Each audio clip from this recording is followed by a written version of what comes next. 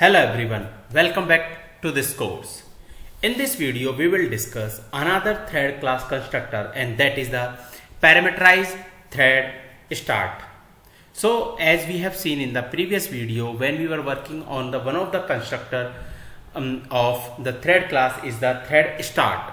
So there we have discussed like all the constructor accept the delegate. So basically like either we are using the thread start or the parameterized thread start, both are the delegates. So and as per the previous video discussion, what we have understood, like the main objective of creating a thread in C# is for executing the function code, like whatever the code we are having. If we are going to create a thread, so basically thread is responsible to execute that code, and a delegate, like when we use a constructor parameter, so we use the, like these are the basically a delegate. Or what is the delegate? Delegate is basically a type safe function pointer. It means the delegate point to a function that thread has to be execute, or we can say like this thread whatever we are going to create, like the thread which accept the parameter is basically an entry point from where it should execute the function. So this is the reason like the thread always require a delegate. So now let's go to the Visual Studio, and like this is the thread start delegate which we discussed in the last video. And we have seen like if we are having a method, and that method if we want to run through the thread, then we use a thread start. But what if this method has a parameter? Like for an example, I have given like max number. So here if I assign a one overloaded method of the show number, and that is the int max number, so we can see it is giving an error. And the reason is what it is saying, there is no argument given that correspond to the required formal parameter.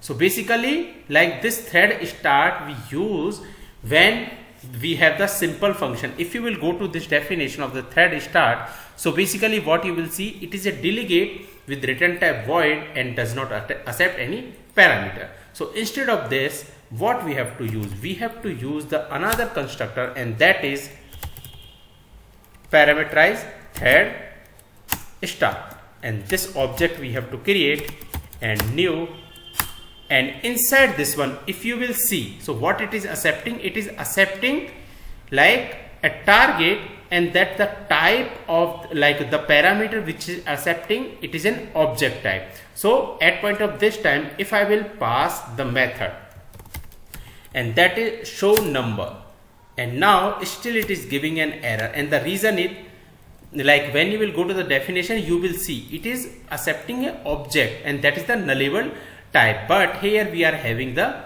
integer type. So let's change it to the object. So now at point of this time we can see the error is went. Now from where we have to pass this max number. So now I'll copy this one. First of all we will make this loop till the whatever the number we are giving, and now here it is an object type, and here it should be the integer type. So we have to explicitly convert into the integer type. So either you can take another variable and convert, or you can do like convert dot to int. So this also you can do. Now next thing we have to pass this value. So you have to pass in the t dot start. So here you have to pass that particular value. Now let's run this application. So when we will run this application, what will happen? It will run that loop 10 times. So we will see the value from 0 to the 9. So this is the way we use the parameterized thread constructor, and we can see the output like 0 to 9 here. So like if we are having a method, the return type of that method is void, and that method accept any parameter, and if we want to implement for the like that, if we want to execute that method using the thread, then we have to use the parameterized thread start. Now there is a problem with this, and what is that problem? like currently if I am not passing anything to this, and we can see it is not giving the compilation error.